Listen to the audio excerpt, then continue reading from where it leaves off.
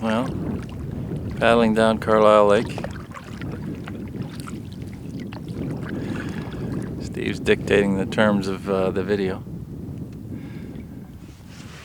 On our left are some gorgeous rocks.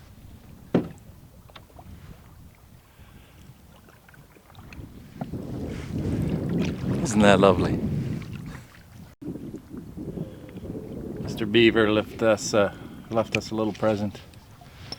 Between Carlisle and Johnny Lakes, we had to get out. But I managed to keep dry in the process. So all is good. More paddling. Into a wind most of the way. I think that's crooked. Little crackers and cheese.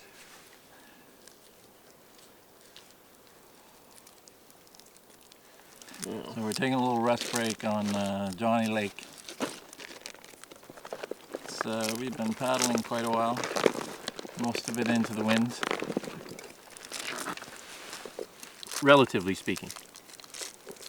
There are those who would say, you haven't done anything. Well, they might be right. But we're happy with our achievements. Right, Brotherly? Yeah. Very much so. No heart attacks. We're alive. Strenuous pace. We're getting up and getting out bright and early at about 11 o'clock every day. I'm done by 3.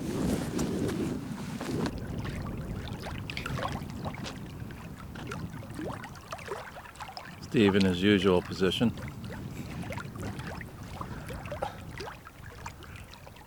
This is, so we're heading up this way, and then around the corner on Johnny Lake. We just pulled into this nice little spot, have some lunch, relax.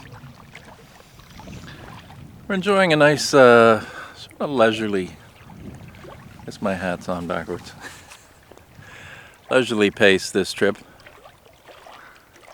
Especially when the weather's nice. Might as well enjoy the day.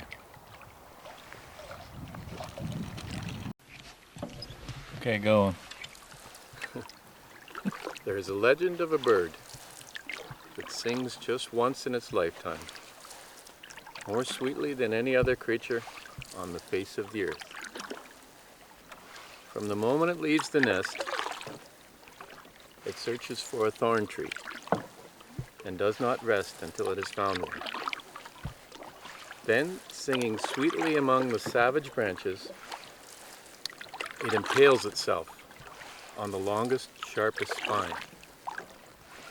One superlative song, existence the price, and the whole world stills to listen, and God in his heaven smiles, for the best is bought only at the price of great pain, or so says the legend. And you thought we were just a bunch of country bumpkins.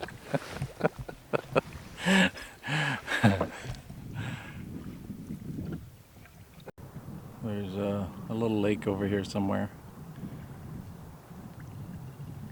Not one that we're headed to, but one that Steve wants to explore. Anyway, we're back to the Killarney views. That's a heck of a cliff over there. I'm not sure you could jump off it, and live. A nice high mountain over there.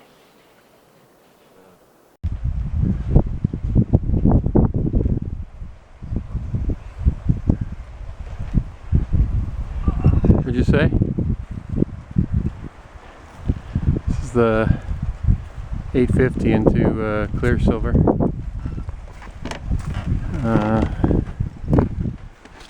Fairly level portage. And that's the lake we're going to be staying on. only one campsite on this lake. Hopefully it's a nice one.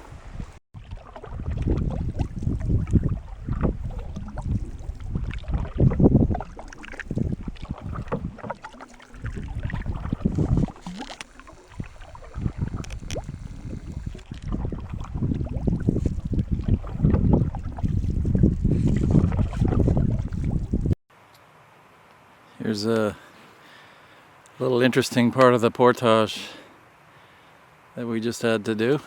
It's still quite deep in snow going through here. You can probably see it's like good calf depth there. It was just like this for I don't know, 100 meters or so, but a good crust on it makes it a little awkward carrying things. Then you come through here. Try not to slip.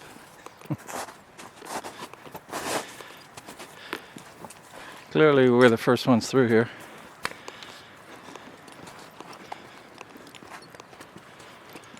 Back on this trail there's also the turn into Silver Peak,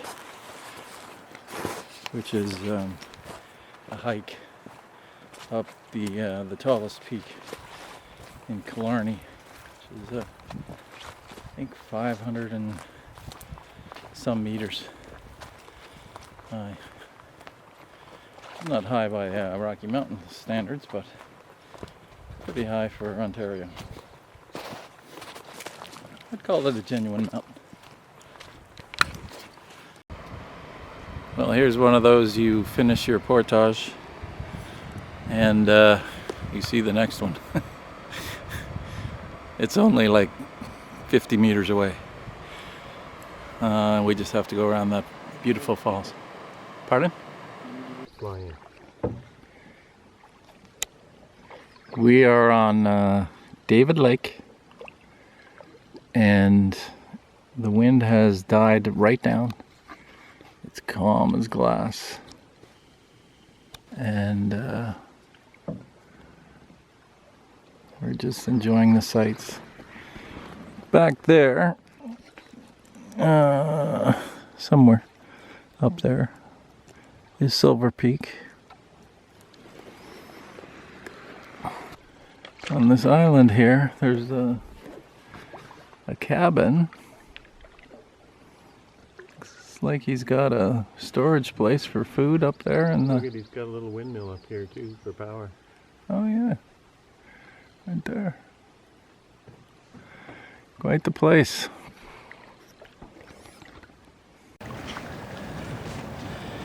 Well, today turned out to be more of an exhausting day than we had initially planned. We were going to stay on, what was the name of that lake? Clear Silver Lake.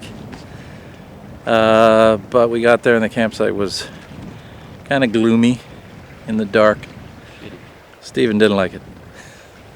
So he said, let's move on. So we went to David Lake, had to do one more or two more portages. So now we're all set up. Steve's relaxing as usual, and got some dehydrated meat sauce for pasta that we're rehydrating, and the pasta is on the boil on the side there. Looks like it might be boiling too much, so maybe I'll move it over.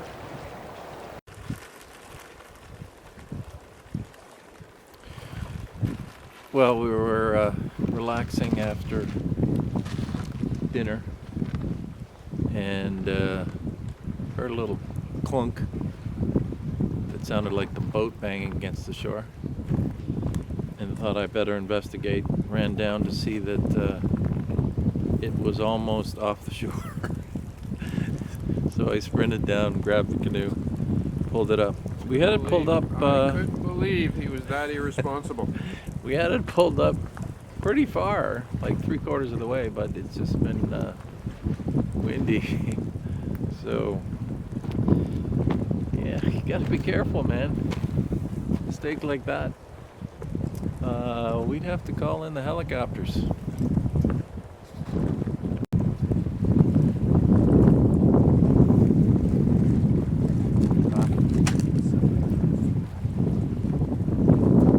Setting sun.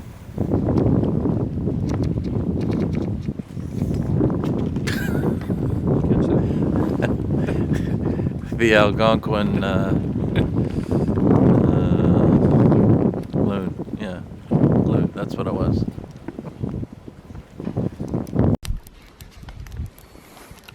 Little breakfast in the morning. Steve's made us bacon, egg, and cheese sandwiches and some coffee. Going down nicely. Looks like another beautiful day. It's a little windy during the night, but seems to be all right now. This place across the bay. They've got a floatplane dock, and it's quite a nice cottage.